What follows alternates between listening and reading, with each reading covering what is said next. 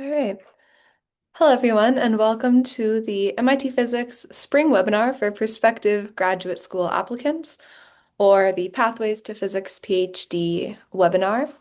My name is Caitlin Plunkett. I'm a third-year PhD candidate in the Astro Division, where I work on gravitational wave data analysis.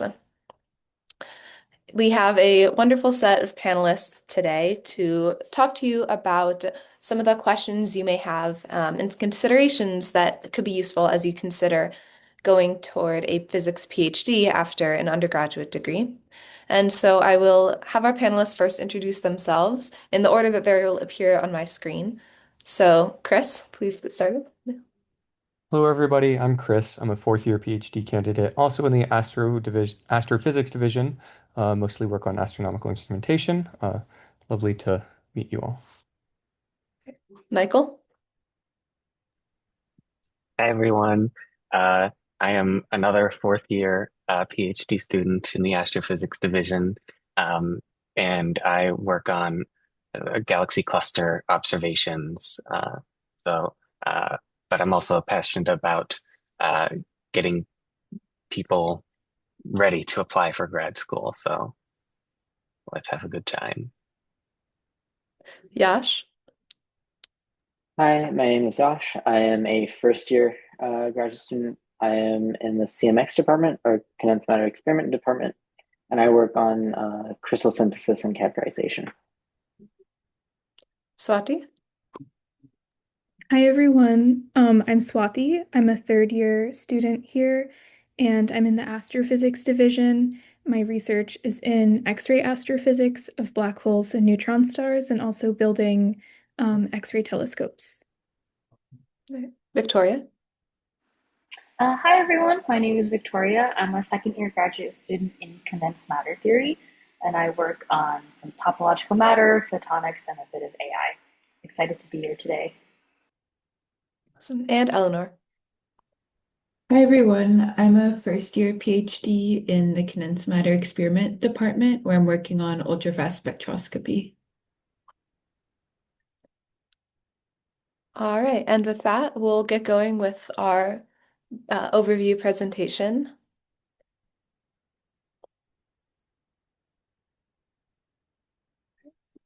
Okay, so this is our first time doing a spring webinar, so we're hoping to target undergraduates from the start of their undergrad career up to when you're just starting to apply for graduate school. So we wanted to start off targeting all of you by hopefully helping you think about whether you want to apply for graduate school in the first place and what that means.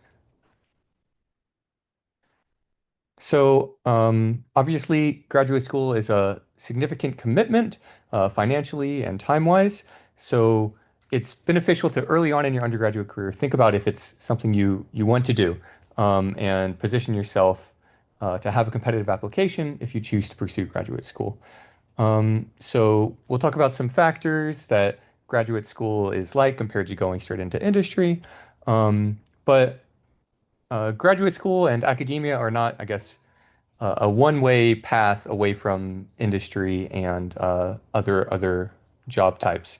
So, in fact, more than half of physics PhD students, once they earn their degree, work in private industry or in government labs. And even after completing postdocs, many physics PhD holders still transition to the private industry. So you're not locked into the academic track once you complete your PhD, um, but it is still a significant investment of time and money in academia. So if we go to the next page, graduate school is really 5 to 6 years roughly for physics in the realm of academia, which is quite different from industrial or private sector positions in many ways. Uh, for example, in academia, you might be working on longer timescales on projects that probe fundamental or basic research, whereas in industry, you might be working on more immediately financially beneficial solutions.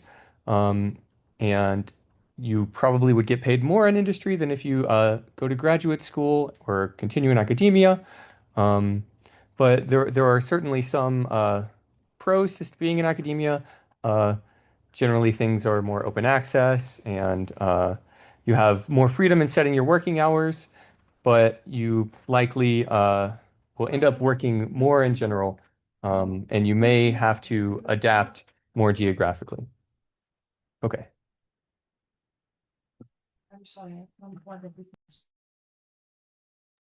So again, you don't need to decide right now if you're in your first 3 years whether you want to apply for graduate school, but a lot of the things that you can prepare for your graduate school applications will be beneficial for other career paths, especially getting research experience. But as you get close to your senior year and the fall of your senior year, you should start making up your mind and think about whether you want to commit the time and effort into applying for graduate schools. These applications can be financially burdensome. Typically, applying to schools can be on the order of $70 per school, but there are many organizations or schools that will support you and might provide fee waivers. So that shouldn't, uh, if you're worried about finances in applying for graduate school, there are definitely avenues to ease that worry. Okay.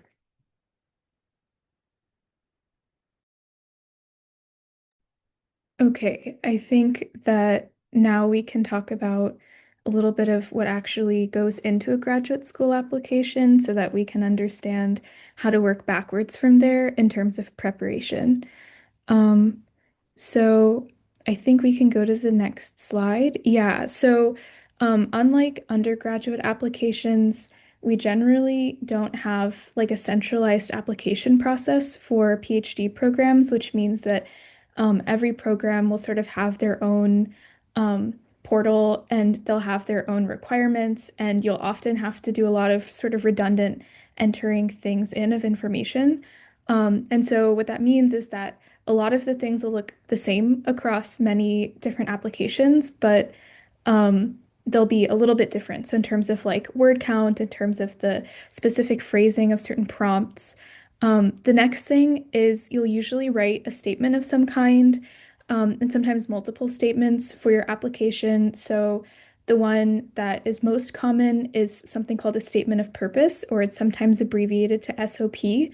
And this is sort of not quite a research statement. It's not quite a personal statement. It sort of is meant to help you describe the trajectory of the kind of work that you might have done previously and how you hope that that will lead into your graduate work. A lot of programs will also have places for you to write a personal statement. So this would be something that focuses a little bit on maybe parts of your application or your sort of personal experience that might not be easily touched upon in the very like standardized parts of your application. Other programs might have other kind of supplemental things, but usually the statement of purpose is sort of the central one, and then a personal statement on top of that. The next thing is a sort of academic CV or resume. So that's going to have your just kind of the summary of the research positions that you took, any professional positions you might have taken, things like awards. If you contribute to any papers or other things like that, that'll just be collected into one document. And this is also often something that you'll ask to be manually enter in as well. So it's good as you're sort of going through your undergraduate career to keep track of all of the different things that you're doing so that when it comes time to actually putting together a CV or resume, you haven't forgotten any of the things that you've worked on. In addition, you're going to need usually on the order of 3 to 4 letters of recommendation. So these will be letters usually written by faculty members or like professors that you've worked with previously. Um, a lot of people will get letters from professors that they've done research with, but you can also get letters from people that you may have taken an academic class with. And in cases where maybe it makes sense, you might also get a letter of recommendation from somebody that you were sort of professionally employed under or something similar. But generally, these are people who are, like faculty or um, other sort of academic positions that can sort of speak to your capabilities and accomplishments for your graduate career. You'll also need to submit transcripts of your undergraduate grades, or if you do any degrees between your undergraduate degree and when you apply for a PhD program. Like the parentheses say here, it's okay for this to just be an unofficial transcript, so like a printed page from your registrar's documentation, and then once you're accepted into places, they might ask for an official transcript.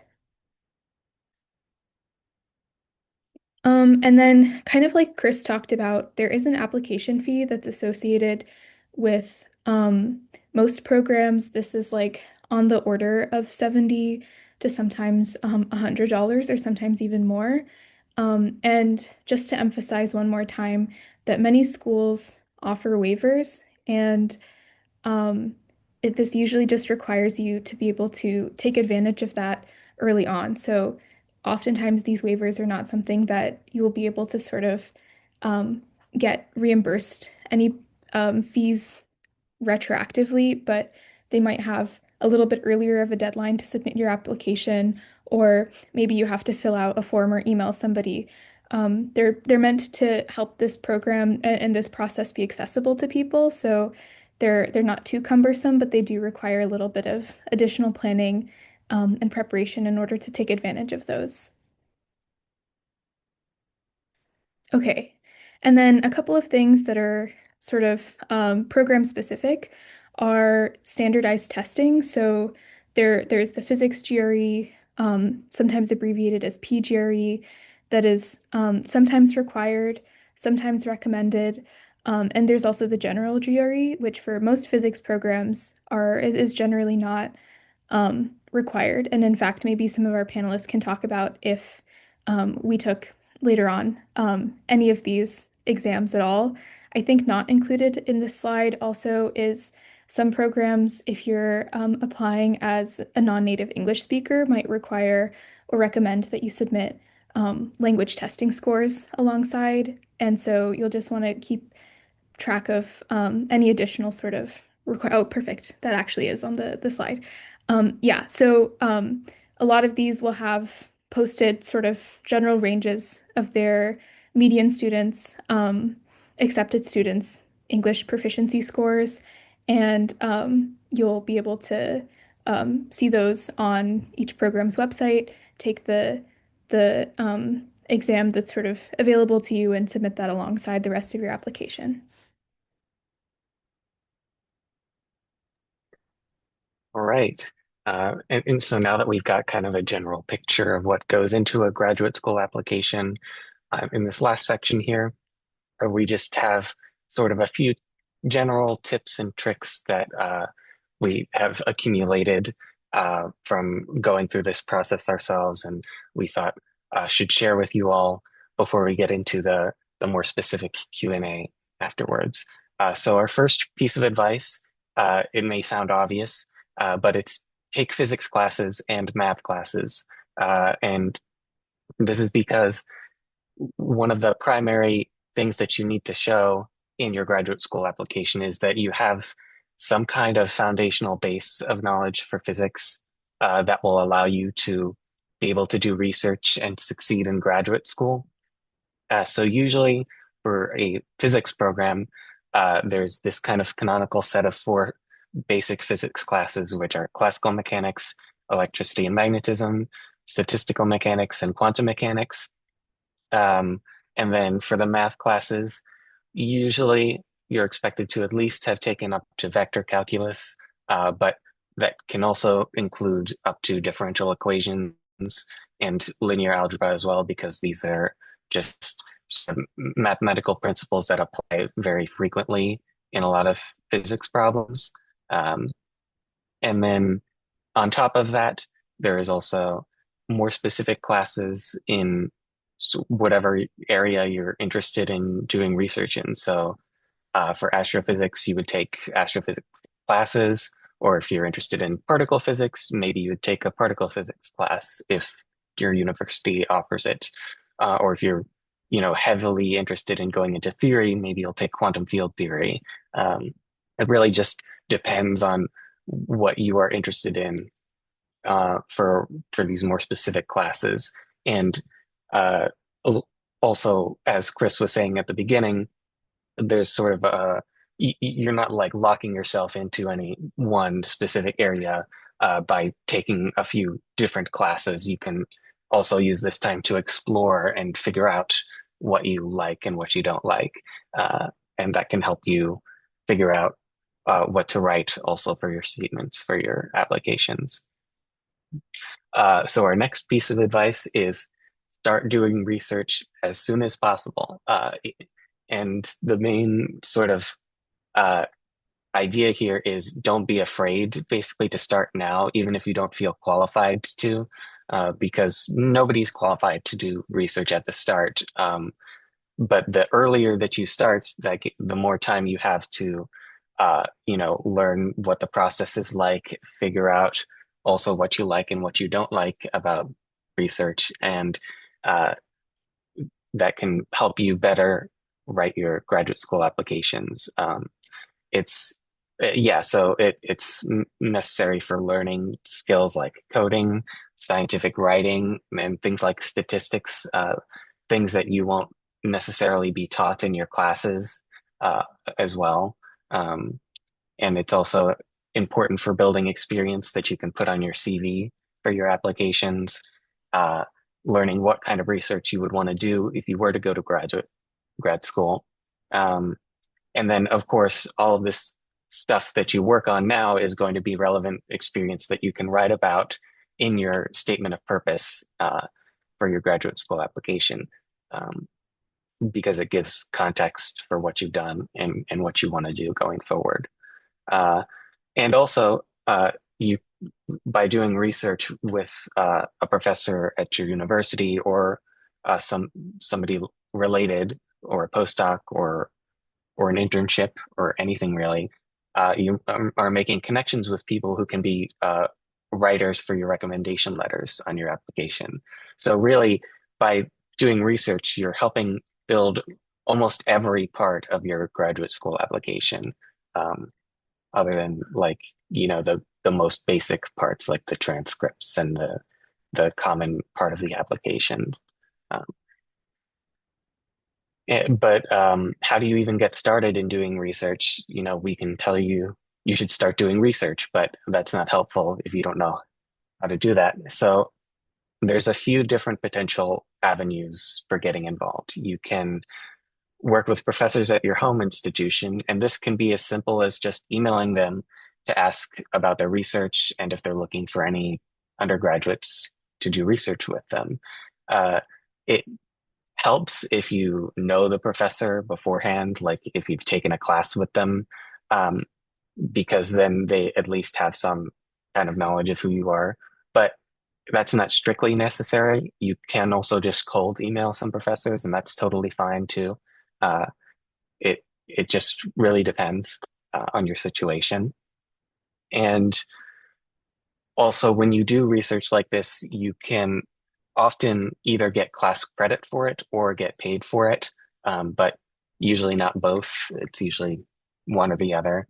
So you kind of pick, if, like, for example, if your degree has a requirement for you to do uh, research for like a capstone project or something like that, then this could be credit towards that. Or if it doesn't, then you could just get paid instead, and that's also perfectly valid. Um, Aside from this, you can also look into summer research programs and internships. This is a bit more of like a formalized process than just reaching out directly to professors, because you'll usually go through some kind of application. Uh, so usually departments will have summer internship or research programs for your own institution. And for that, you can look at your university's website for more information.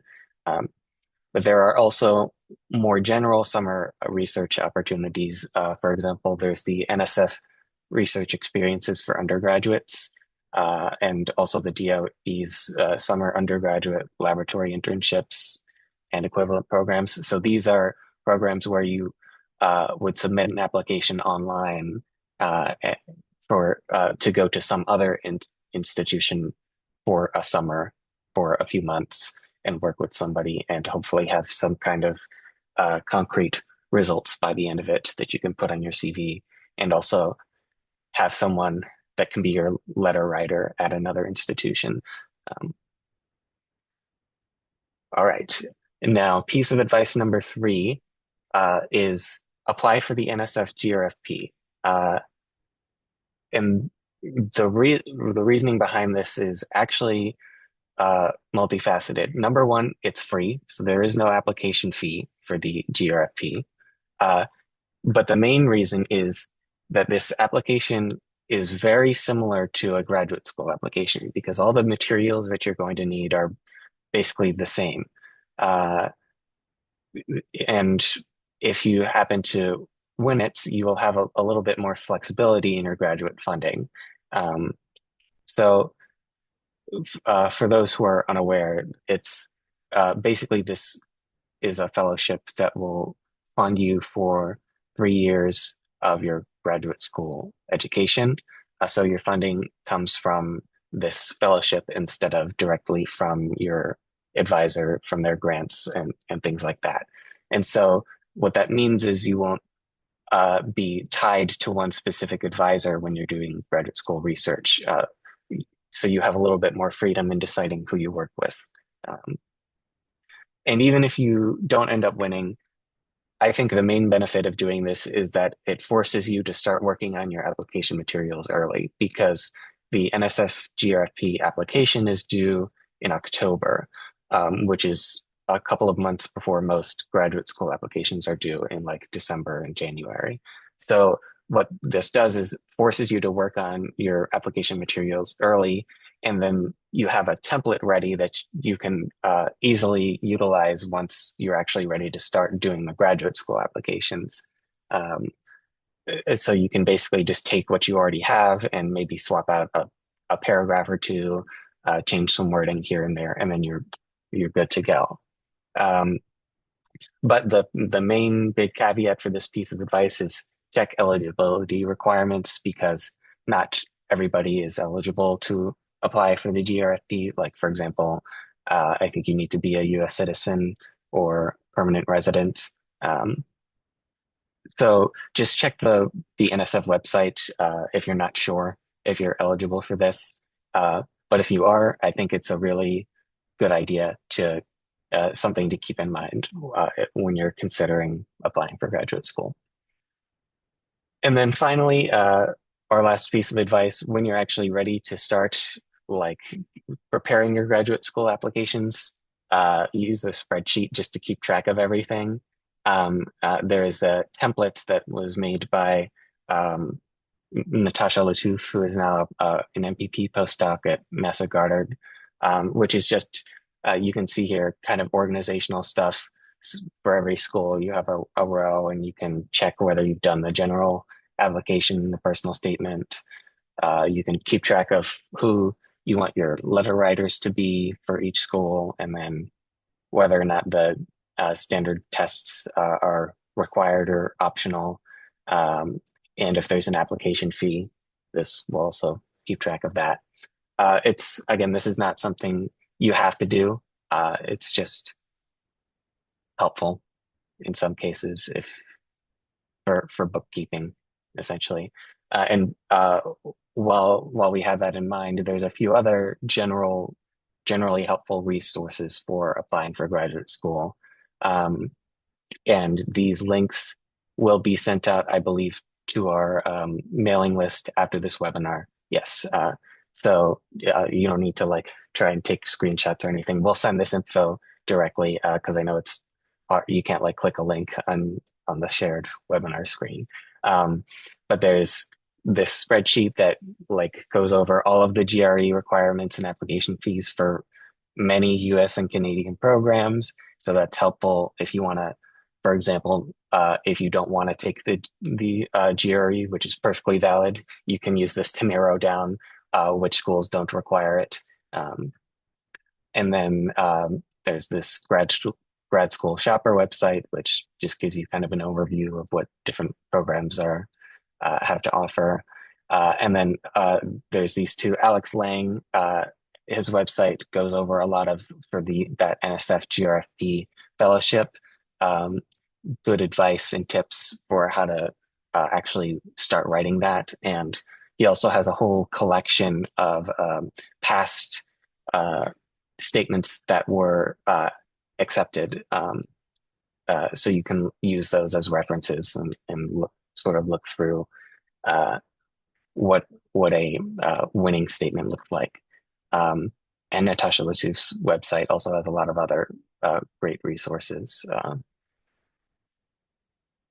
And here's a QR code if you're not already for you if you want to sign up for that mailing list so that you can receive these resources and learn more about application assistance in the fall. Because if you weren't aware, we also host a graduate application assistance program in the fall when the actual application season is going on.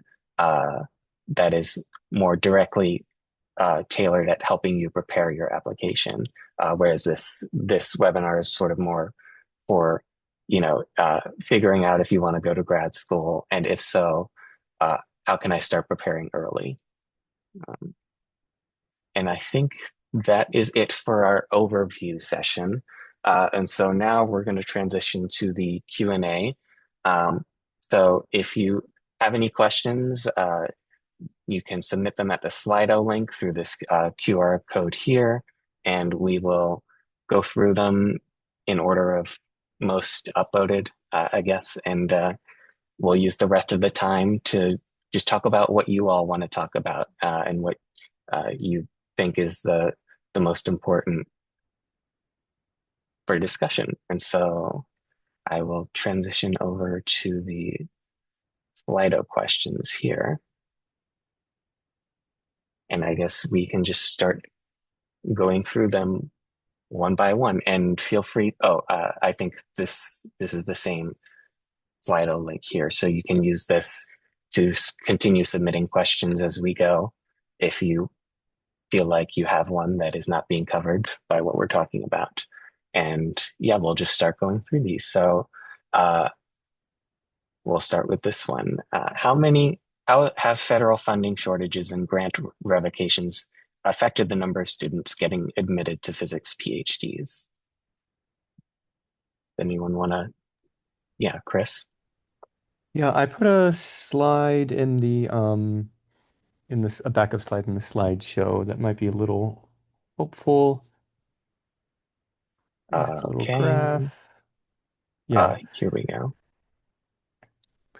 So it's definitely true that universities are facing increased pressure in the past two application cycles and probably in the future from federal funding cuts, from uncertainties around international student visas, and that definitely impacted this past application cycle. Uh, this graph only shows 2025, unfortunately. I don't think we have statistics across the United States for how admissions fell in 2026, but there was already a slight drop in 2025. So I think it's definitely true, at least what we've heard from word of mouth is that admissions did drop by a significant fraction in many schools, but it wasn't, I guess, as bad as universities were preparing for. So in the end, the United States Congress did end up funding the largest funding sources for universities to roughly the same level as 2025. So it's not as if there's an order of magnitude less funding or an order of magnitude fewer students. There was probably a drop, but it was maybe not catastrophic. There are certainly other uncertainties due to new visa restrictions, and I don't think um, I'm not qualified to really. I'm not up to date on those uncertainties, but definitely something to consider. Maybe reach out to schools about their policies and just stay up to date. I know that's frustrating.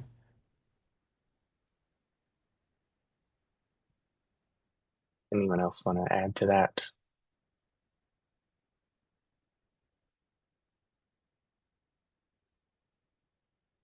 Okay, I think I'll also just say something really quick, which is even if the graduate schools are not able to admit as many students as they maybe have in the past. Uh, I think generally most of the advice that we give during this webinar will stay the same. Like it's not going to change how you should be preparing your applications necessarily. It just might change like maybe how many schools you're applying to or which programs you might want to apply to. Like there's also you could also consider post-bac programs or like bridge to the PhD programs, which can help you. For example, if you want like to have a year between undergrad and grad school, or even a couple of years, these kinds of programs can help you use that space in a an efficient way by continuing to build up your CV and your background, essentially, and make you a more competitive candidate for future application seasons. Uh, yeah. Okay. Next up, I guess I can check this as answered. Yeah. What are the criteria for selecting PhD students? Is having first author publications important, and how important are grades? Swati? Yeah, so there's not like one single formula, unfortunately, for how this sort of works itself out, but you can, I think, get a good sense of what makes a successful application based on the different actual pieces of it that we sort of outlined before. So, um, I would say especially in MIT, the two most important things that people are going to be looking for when they're evaluating your application are number one, will you have the ability to succeed and find a place for your research? And the second thing is going to be, will you be able to sort of complete all of the required academic requirements for the program? So for MIT, this means we have a series of different classes and exams that you have to pass, and making sure that students who are accepted should be qualified to actually succeed in those is like the other major component.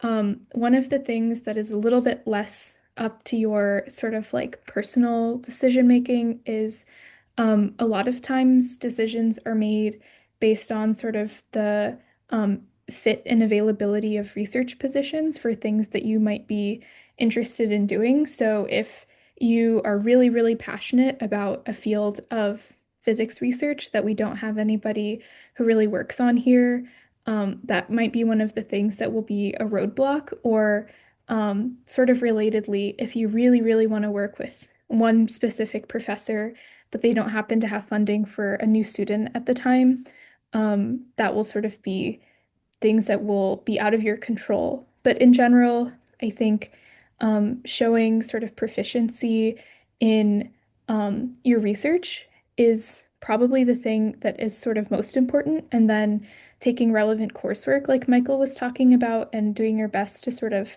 um, get good grades in those classes will really take you far. As far as first author publications go, I would say it's certainly great. It's not required. I didn't have any first author publications when I was applying for PhD programs, and I like had a totally fine time in the admissions process.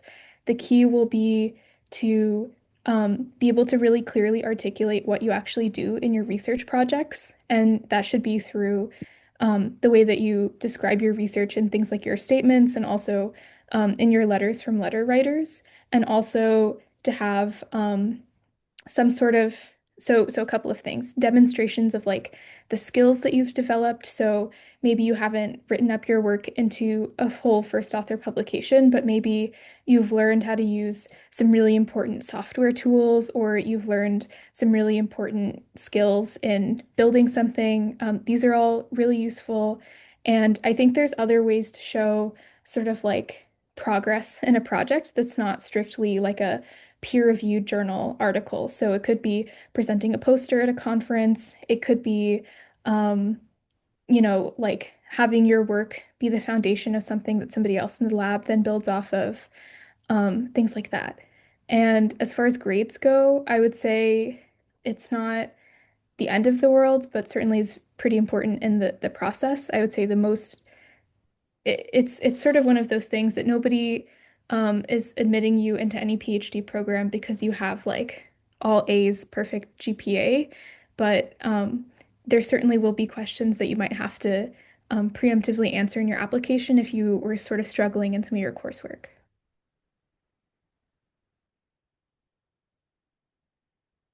Does anyone else want to jump in on this? I think I'll add. So the question right underneath, which is research experiences early on in university, but they were not productive, are they still worth mentioning? I think is fairly relevant to the question that was just answered. So as Wati mentioned, I think what's really beneficial in personal statements is maybe it didn't lead to a publication if that's how you define productiveness, but there has to be something that you gained out of this research experience, and you should be able to articulate that in your statement of purpose, whether it's I learned this particular skill or I faced this challenge and this is how I learned to overcome those things.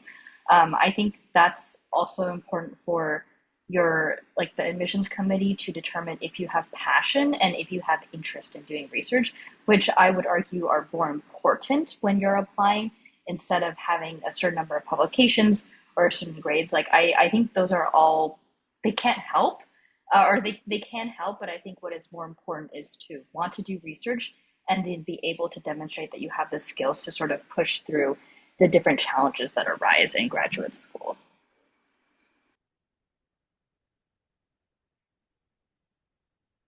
Yeah. Does Yeah, I anyone think else want to also add to this? Yeah, I guess like answering this question as well. Yeah, I think it depends a bit on what you mean by productive because I think one example that I've seen in like different essays is also say you had like a research experience at some point and that like you realized you didn't want to do that and then you switched fields even though like maybe like again you didn't get a publication out of that or like didn't spend enough time there to like work on a big project. It can also be a thing that you mentioned, like in your statement of purpose, kind of showing your trajectory, like the different things you've tried out and what ultimately brought you to like the work you do now. Or if it really like wasn't that big of an experience, it can also just be something you list on your CV, but don't really mention or like mention in a sentence or two. Hmm. Yash, do you have something? Yeah, another thing is like another way that you could define productivity is like you didn't get a good result. Like you didn't go like that, your hypothesis wasn't right, or you didn't get any result. I think that's still like important to talk about. Like um, having a null experiment is good in the sense of you have learned how to do the experiment, and talking about that experiment itself is pretty important. It's like because you're doing the main goal of research is to like build upon what we've previously learned. And having a null shows that okay, this is not good. We can then try a different avenue. So I think writing it in that sense would be also very important. Yeah, I think we have a lot of good perspectives on what productive means, and yes, good. All right. Next up, does your PhD stipend feel more like just surviving, pretty stable, or low-key comfortable? How does it feel day to day with rent and groceries? Is money manageable with a budget, or do you feel stressed? Kaylin? Right. So I'll start off by saying that, the financial responsibilities of two given people may be very different. So this is, kind of operating under the assumption that, say, you're not responsible for, caring for any dependents in particular. But I'd say that most PhD stipends, especially at private universities, are in the pretty stable category. They often really vary with cost of living as well. Boston is a relatively expensive city, not the most, not the worst. And I'll say that it's the PhD stipends are listed on the website. We get about $50,000 per year. And rent, depending on where you're living, how many roommates, can range from probably like 900 to 2,500, and you can probably find really anything in that range, depending on, again, roommates, quality, etc. So I think that for the most part, we all feel, or we all feel that the stipend we're given is enough to live off of at different universities. And I have seen stipends that range from around 20,000 up to the mid 50s, even close to 60. But those highest ones tend to come in the areas with the highest cost of living. So it doesn't necessarily mean that you'll be, saving more at the end of the month or able to put it toward more fun activities. And I'll let anyone else hop in on their personal experiences. Yeah, I'm low-key comfortable. I find it very nice in that sense. It's like I I go rock climbing. I can like support some of my hobbies while also like having a good like balance in savings. So like I'm roughly saving like 1,000 a month ish. So it's it builds up slowly, but it builds up. Yeah, I'll say personally, for me, living in the city and not having a car really helps to relieve some of the financial stress because Boston is a very bikeable city. Um, and so, uh, w with the rent and everything, I've still been able to like max out my Roth IRA contribution in the past couple of years, and that's that's enough to make me happy. I think I would also add that, as Kayla mentioned, that your level of comfortability depends on what you sort of do with the rest of your time. So, if you, for instance, want to eat out every single day and go to very expensive restaurants, you probably will be more on the just surviving end. If you are setting aside money and giving it to like dependents, for instance, then you will also probably feel a little bit more squeezed. So it sort of depends on sort of how you want to spend your free time, whether or not you want to travel a lot. I think we would probably all agree that given the stipend, we probably cannot go on very expensive trips all the time or go to very expensive restaurants all the time. And like we are okay with that for the most part. If that's sort of like the life that you want, then you probably maybe you shouldn't be a grad student. But it sort of just depends on what you want to get out of your get out of PhD as well. Absolutely. All right, moving on. Uh, how should an applicant with an overall good GPA deal with or explain one or two poor grades in relevant courses on their transcript? Assuming they've improved on follow-up courses, does this need to be addressed in their application? Swati? Yeah, so I would say this is definitely dependent on sort of a case by case basis. So it's a little bit hard to give like a super general prescription on this, but I would say, um, and I get, yeah, right. There are a lot of qualifiers here that will really be like different people will take a different way. What we define a poor grade to be, um, what specific courses, things like that.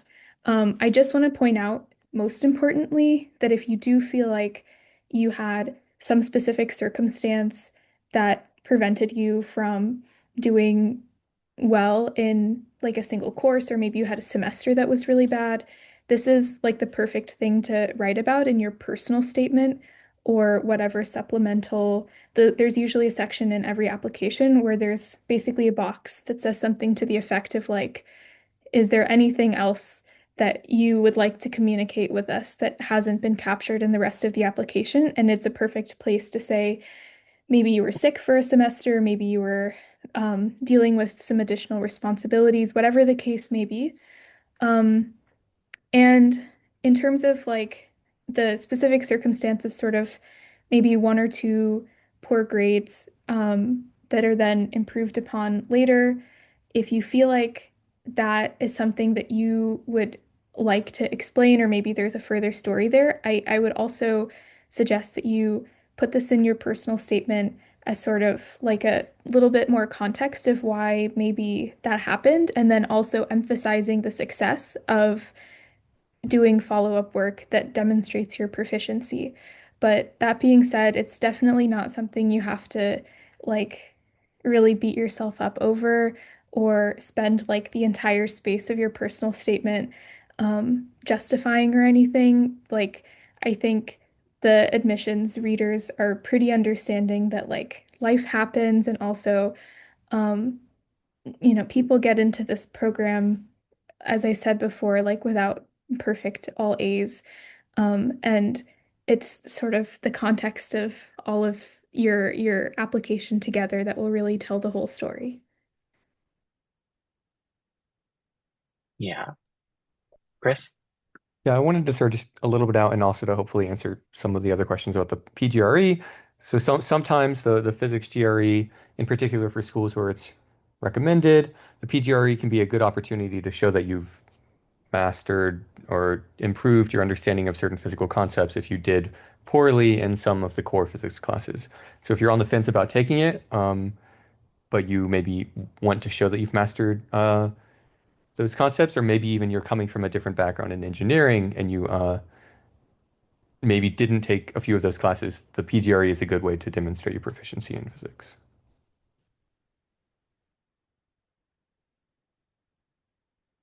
Yeah. Okay. Moving on. Uh, if I want to go into industry, would I make more money in the long term by getting a PhD first to have a higher starting salary? Yeah, Swati. Yeah, so people can correct me if they've heard differently, but I think the statistic is that it's pretty difficult to make up the again, a lot of assumptions here, but it's pretty difficult to make up the sort of lost earnings from your years when you choose to take a PhD, especially if that's early in your life, um, in terms of how that will then net your overall earnings, just because like the things that you might or the money that you make in your early 20s will have a long time to compound. And I would say like probably the motivation for doing a PhD, if you're looking to go into industry, is either that perhaps the specific role that you're interested in might require sort of a PhD level of education. So, um, a lot of sort of even industry-based research positions will sort of require that of you. And also, hopefully, like you enjoy the process of doing the PhD because um, yeah, I don't think that the stipend that we receive, even at an institution like MIT, will be comparable to the salary that you will get in an industry position going right out of college. And while it is true that you will probably have good job prospects upon graduation and hopefully a job that you're excited by and that pays you well, I don't think that it, I don't think that the math works itself out perfectly every time, such that it's like the most financially sort of obvious decision to make, especially if it's not something you're sort of inherently interested in. Yeah. Eleanor? Yeah, I feel like to go a bit more into that, like Swati said, there's like the you want to enjoy the process of doing the PhD, and if I think if money is sort of the sole motivator, like you're in the PhD for a few years, and so it might be hard to like maintain that motivation. I think one thing that I have kind of seen with some of my friends that went into industry versus people who have gone into industry after PhD is the type of roles you can get. Because typically coming out of undergrad, you're in kind of the like baseline standard roles. And so I hear a lot of my friends say like they kind of are told what to do and like they're given clear objectives and they just like have to complete the objectives. Whereas some people I know coming out of PhD, you start already in a little bit more like managerial roles or like a little bit kind of higher up in the like pyramid of whatever company you're working at. And so you kind of have more like power or say over the tasks you're working on and the sort of directions you take with that. Yeah. Okay. I think the general lesson here is if you're just in it for the money, just go into industry. Yeah. All right. Does being an honors physics branch or just regular program make a difference when considering applications? Yash? So I was at the University of Maryland, and the honors physics there basically means that you did research. So it somewhat helped because it was like it helped me get into a research program, and then I just wanted to do research. But I don't think it like having an honors in front of your name did anything else. It was just like having that experience is what helped. Um, is what my consensus or what my idea is. Yeah. Victoria? I will add, so I remember when I was applying to graduate school, the director of graduate school at my university said that it didn't actually matter what your major was, if you were honors or non-honors, because he said all that matters is the kinds of courses you take, and then if you have research, and then just putting it all together in a cohesive package. So he said like you don't even need to be a physics major, you just need to have taken the correct correct number, correct type of like physics and math courses, and then with that you should be all set.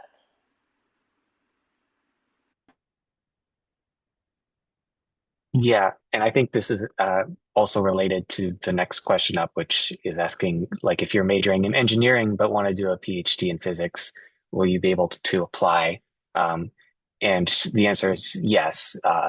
It doesn't matter what your major actually is, as long as you sort of have taken the classes that and all of the background that you're expected to have in physics, or like instead of the classes, the physics GRE is also sometimes an appropriate substitute for that.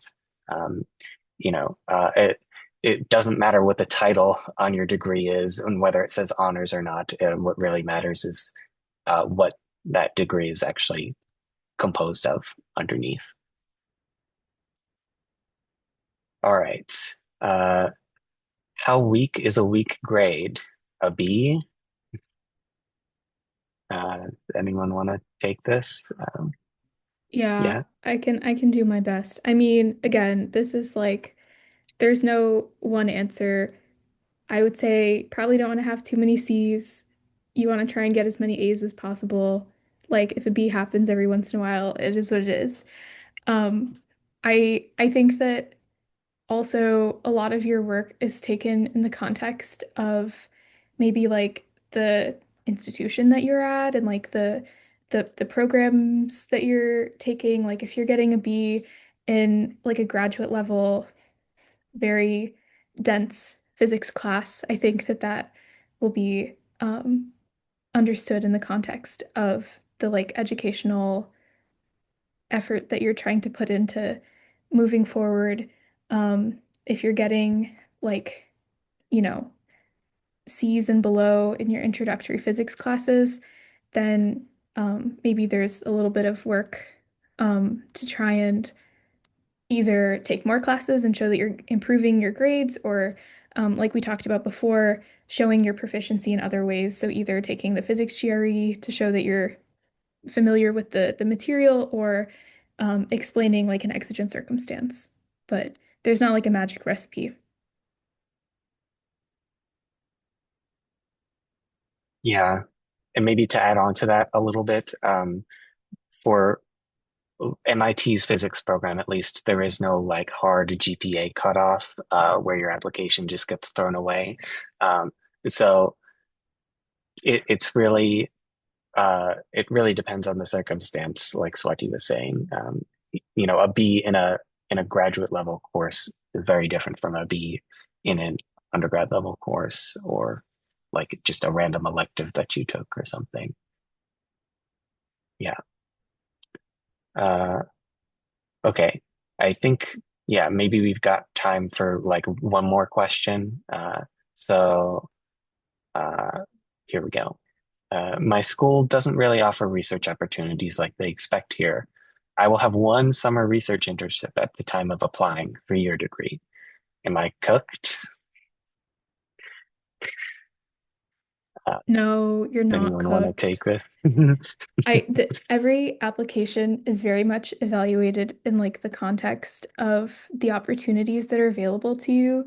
And so, if there aren't research opportunities at your institution, like Michael talked about before, you should definitely look into applying to the programs that are non-institution specific. So those are REUs, or other research opportunities that are hosted at different institutions. You can try your hand at cold emailing faculty at other institutions to see if they have, maybe not at your exact university, but places nearby, and see if there are positions open. And I think also working on projects that can help you illustrate your skills that could um, demonstrate that you would be a good researcher if you sort of had the um, opportunities at your home institution will all be really important. So you could do like some kind of coding based project to show your computational skills. You can think about other creative ways to try and demonstrate the same sort of proficiency, and even the skills that you might get from other activities that are not strictly research can always be illustrative of the type of skills that might be useful for doing graduate level research. So I'd say um, definitely try to be intentional about pursuing opportunities to the best of your ability. And it's not going to mean your application is thrown in the garbage if you can't find that for you. You very much just need to articulate that this was what was available to you and this is how you made the most of that circumstance. Yeah. Okay. Well, I think we're just about out of time. And so unfortunately, we weren't able to get to everybody's questions. So sorry about that. But if you're still curious about applying to grad school, make sure to sign up for our mailing list and keep track of our website for future updates, especially in the fall when our actual application assistance program for MIT starts. And yeah, I don't know, Kaylin, Chris, or Swati, you want to have any closing remarks? That's it from me. Oh, thank you all for coming. Thank you all. All right.